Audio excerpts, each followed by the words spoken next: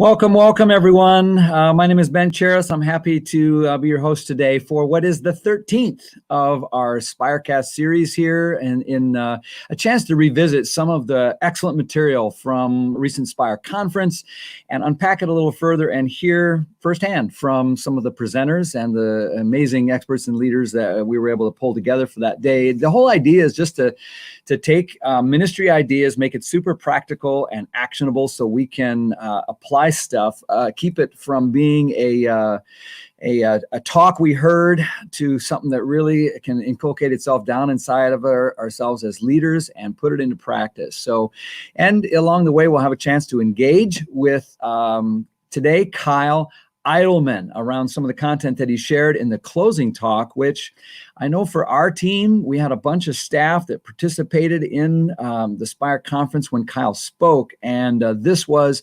super high impact talk. If you haven't heard it, you're in for a treat today, because we're going to play a portion of that and then interact with Kyle. And there's a place for you to give your comments and your questions, and we'll throw some stuff at Kyle and hear more from his heart on that. I want to bring Kyle in here in a moment. Kyle, come on, there he is. Kyle, hey. Kyle, welcome. If you don't know Kyle, I think Kyle, you're really well known among our Spire friends, but Kyle's a preacher's kid, and he's a church planter. And he's an author of 8 books, many of which have helped me and probably most of our listeners as well. He's a great dad and a great husband. He's a good friend, and he's been at Southeast Christian Church for 18 years. And we're just super glad that you were also such a pivotal part of our Spire conference. Welcome aboard. How was your Easter? And you're in one piece after all of that. You know what? It was so great after last year not being able to gather together. This year felt especially, energizing and replenishing, and we had a great Easter weekend. So it was, it was fun. It really was. You take those things for granted, and then you don't get to meet, and suddenly you appreciate it a little bit more deeply, and that was certainly true for me this past Easter. Absolutely. All the leaders I'm talking to are just, despite what part of the country, and how many, what percent is back and all that, it just felt really, really good, wasn't it? Celebrate the resurrection together again. So we last time on the last episode, I think we basically played, most of the talks were really short TED Talk. You managed to kind of have double the length. So I don't know how you got away with that, but no, we asked Kyle to do that as our closing talk. And so we've divided it into 2 sections here. And we spent some time last time talking about all that great content out of the closing soliloquy of Jesus in the Gospel of John. Don't be troubled, even though you're going to have trouble. And then the last part of your talk, we focused on some other stuff that I think is so relevant for leaders today. What we want to do, Kyle, is jump right into that and replay that message now and let people kind of enjoy those few minutes and let it soak and sink. And then we'll come back and we'll see if there's some questions, and we'll have some great conversation around it. So without any further hesitation, let's go ahead and move to that now. From the Spire Conference, Kyle Idleman. As a church, In seasons like this where we're facing cultural tensions and health threats, this is the time for us to double down on Jesus, for us to declare our go-to is the gospel, our creed is the cross, to tell people who want to be a part of a movement to change the world, we've got a movement for you, and our movement is his mission.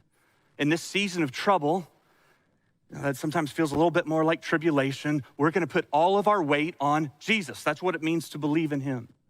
And so as Jesus talks to his disciples about the way forward, those are the two words that jump out in this final discourse. The two words are trouble and belief.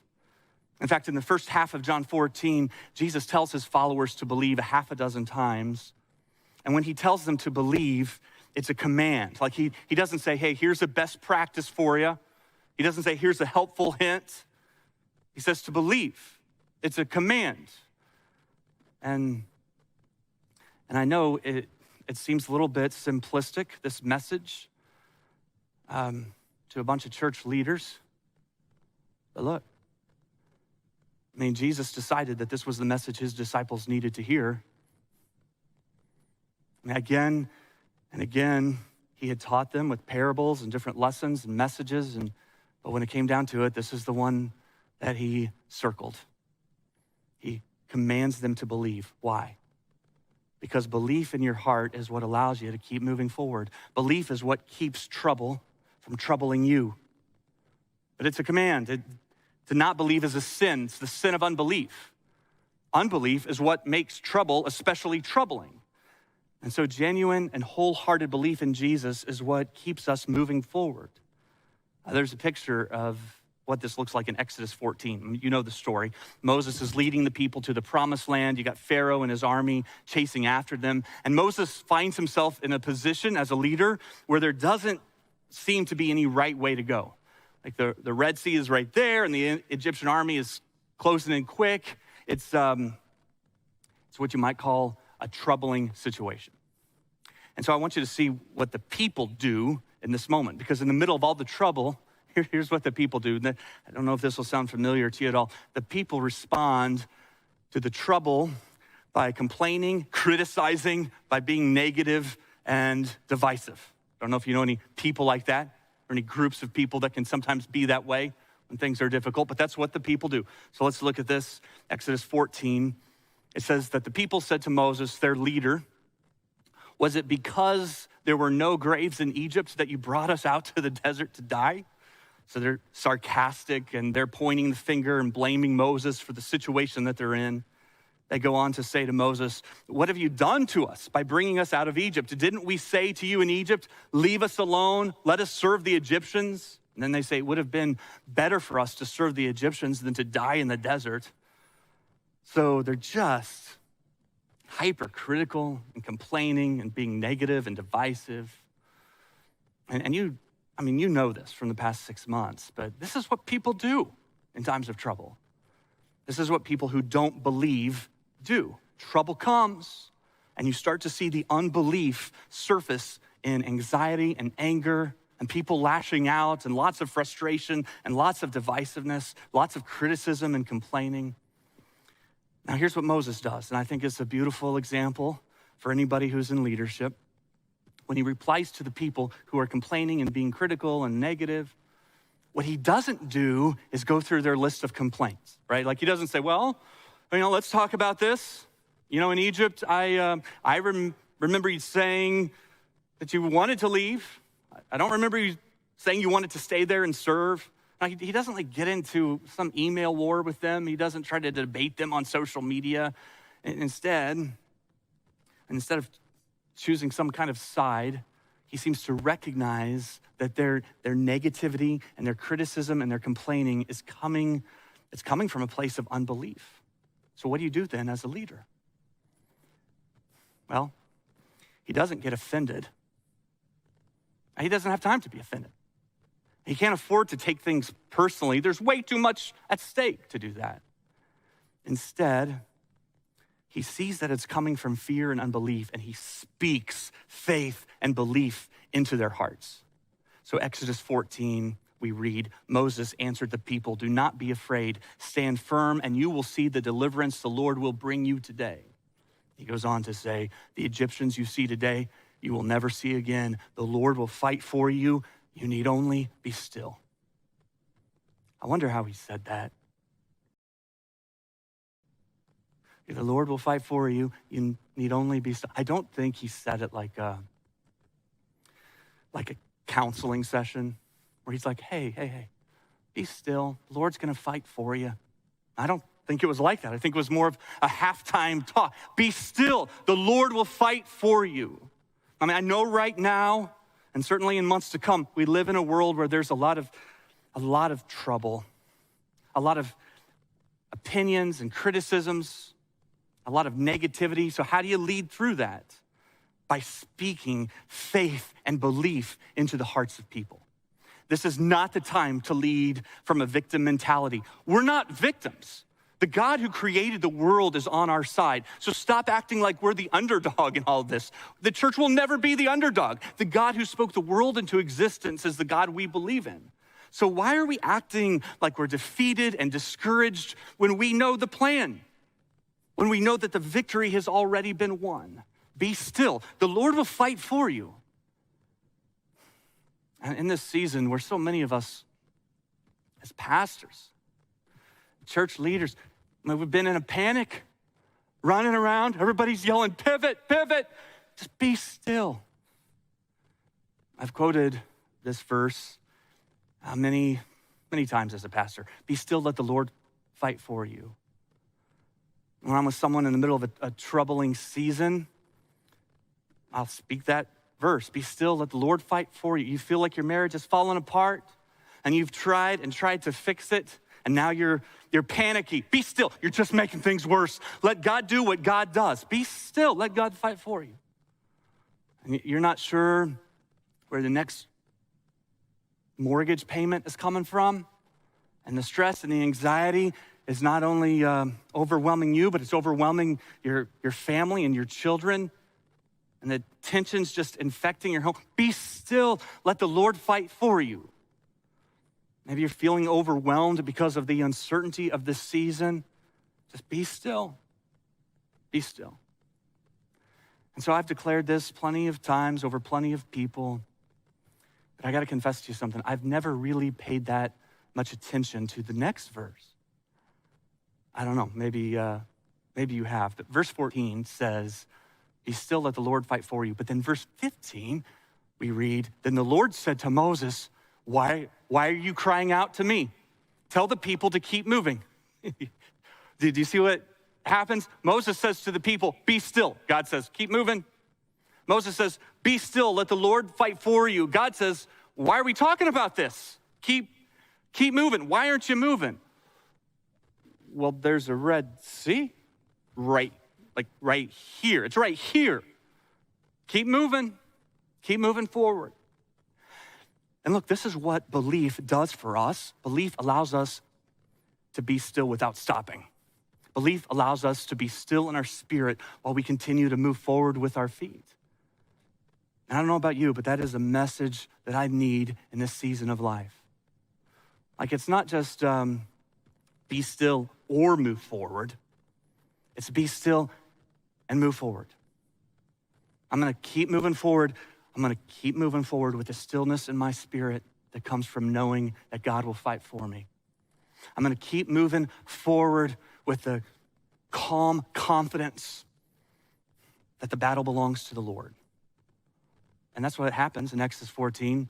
The people move forward. God splits the Red Sea. The people walk through it. And what Moses does for the people is my commitment as a pastor in this season to say to our church, look, we're not going to freak out. We're not going to do it. We're not going to be the freak out people. We're not going to act like we don't have confidence when we have confidence. We're not going to act like we don't have hope when we have the hope of the world. We're not going to act like we don't have power when the same power that brought Jesus back from the dead is available to us today. Everyone else is troubled by trouble. We're not, because we know that the Lord is the one who fights for us. Over the course of these last number of months, one of God's great gifts to me personally is to realize that I really believe this stuff. Like, I really believe it. I mean, before all of this, I believed. But now I know I believe. I know that I believe it. I know that I believe in God, that I believe in Jesus. I believe in the Holy Spirit. I believe in the church. I believe in heaven. I believe in God. I believe God's grace is sufficient, that it doesn't run out, and there's always just enough for whatever trouble comes. I believe in God's mercy. It's new every day. His new mercies meet me when I wake up every morning. I believe in God's faithfulness. He is the God that goes before us, and there's nothing that surprises him or catches him off guard, and everything is unfolding according to his plan. I believe that. I believe that God can redeem anything, that the situation is never hopeless. I believe that there's nothing so done that he can't undo. I believe there's nothing so bad he can't bring good out of it. And if it's not good yet, it means that God's not done yet. I believe that God sees and God knows and God cares. I believe in God. I believe in Jesus. I love him so much. And I believe that he loves me. I really believe it. I believe he died. I believe he conquered death. I believe he rose again. I believe everything he said is true. I believe he's the one hope that doesn't disappoint. And I believe in the Holy Spirit. I believe that his strength is made perfect in my weakness. I believe that his power is at work in me and through me every day. I believe that he lives in me and that he is my constant companion and my closest friend. I believe that whatever trouble comes, I'm never alone and I'm never the underdog. The Spirit of God lives in me, and the same power that brought Jesus back from the dead is at work in my life. I believe in the church. I believe there's no more effective way to change the world. I believe the church, like not the government and not education, not the economy, not social programs. I believe the church is the hope of the world. I believe the church even now is rising up and it can't be stopped. I believe that even the gates of hell won't stand against it. That's what I believe. I believe in heaven. I believe that this troubled life is just a breath and that Jesus will soon return and say, I'm making everything new. And I believe in heaven there'll be no more coronavirus and no more cancer and no more division or disunity and no more racism or tribalism or politics or politicians. I believe in heaven there'll be no more vaccines or face masks or social distancing. I believe that we will gather together from every tribe, tongue, and nation. And I believe there'll be no more pain, no more sickness, no more suffering, and no more death. I believe there will finally be no more trouble. That's what I believe. So look, I know there's trouble. I'm not troubled. I know things are uncertain, but I am certain. John 16, verse 33, Jesus says, in this world you will have trouble, but take heart. I have overcome the world.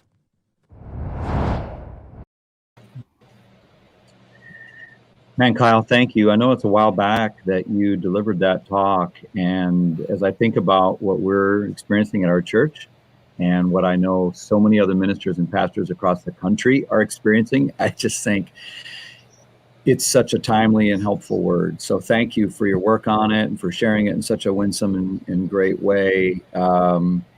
There's a lot of cultural analysis. There's a lot of talk, a lot of chatter, but sometimes the calling back like you did there to our core and these powerful words of Jesus and John, and then this epic story out of Exodus just seemed like such an important thing. We're going to see if there are some questions and things that we can respond to in a minute. Let me lob one at you here, Kyle, and get your take on this. Sure.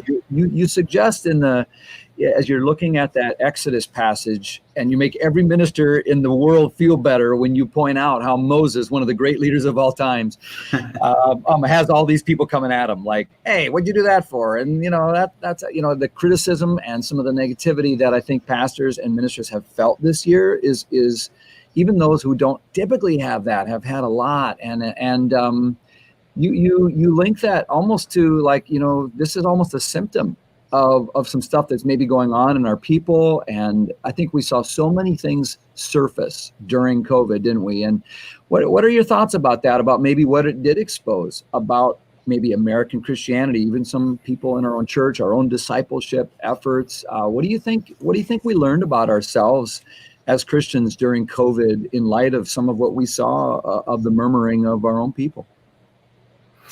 Well, that's a great question. I know it's something that we've all, struggled with, and it's more personal than most ministry questions, right? Because it can feel, as I'm sure it did to Moses, it can feel like an indictment on our leadership. And when we're struggling to find the right decisions and people are critiquing or they're upset or frustrated with decisions that we didn't even want to make, like we don't like it either. It's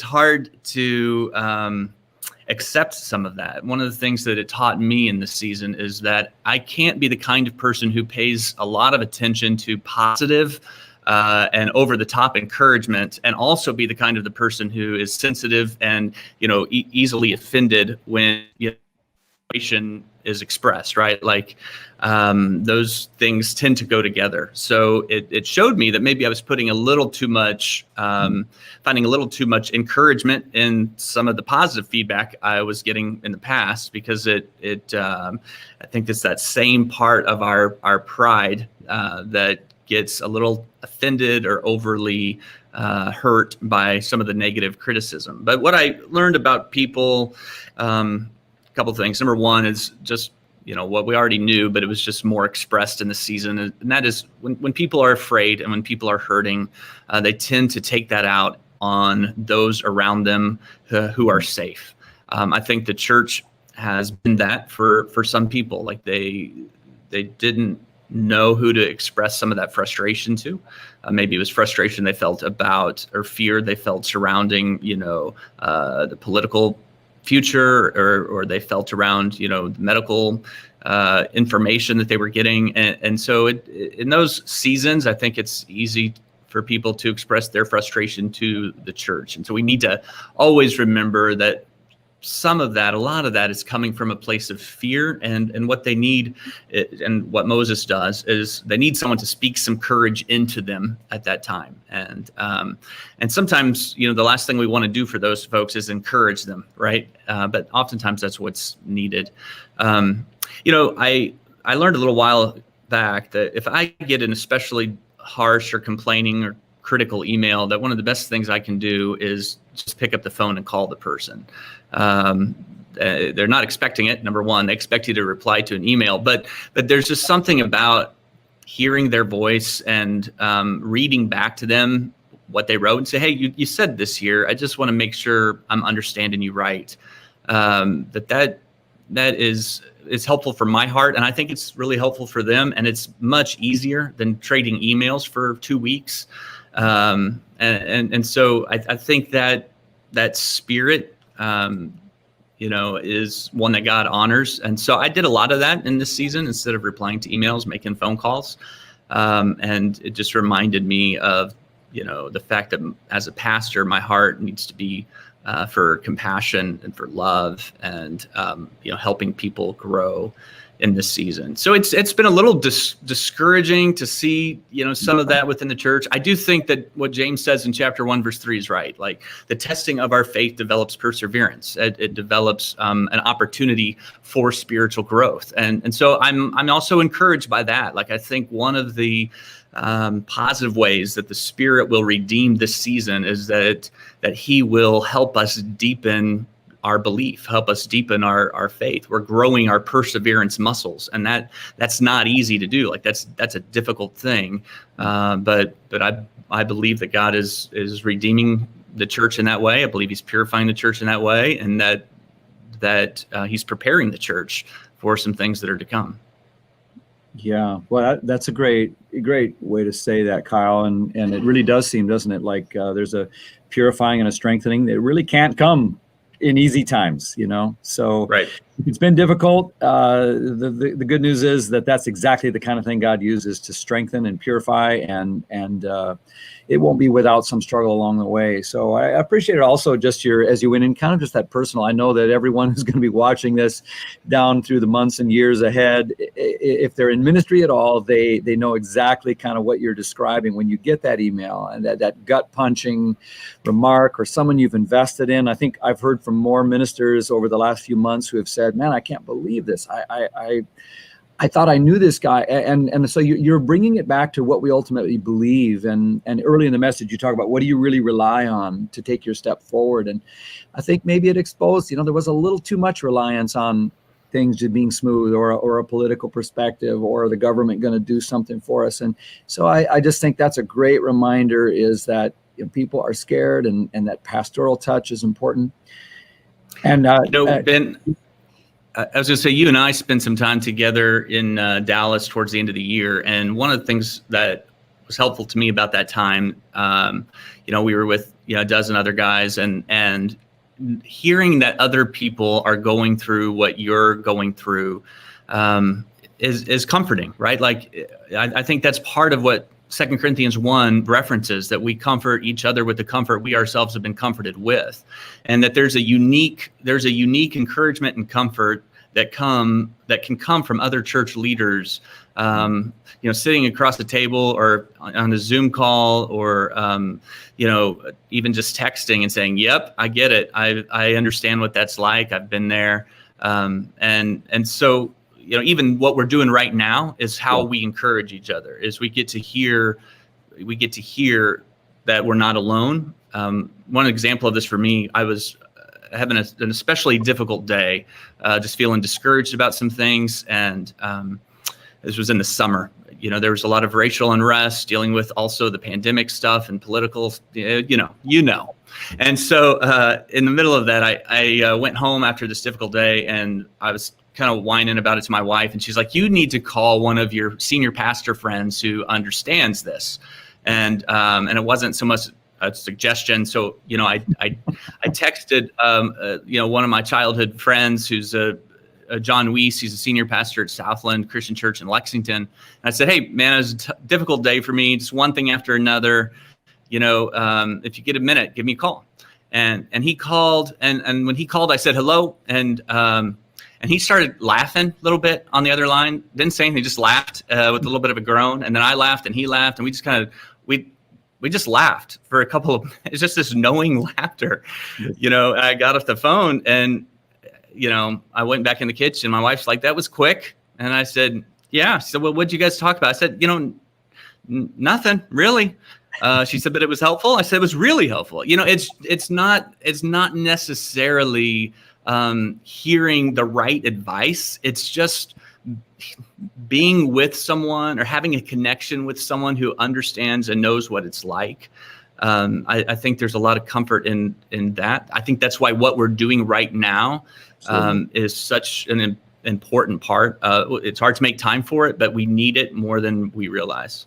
Oh, I just think you're dead on there. And I think we forget, the greatest leaders, Scripture, just over and over, Jesus himself was, didn't have all fans, and, Paul and Moses in the example you gave today. We're in good company, aren't we? And we sometimes forget that. And especially, I think a lot of us in ministry, I don't know how you're wired up, Kyle, but I'm wired up. I kind of really like it when people like me.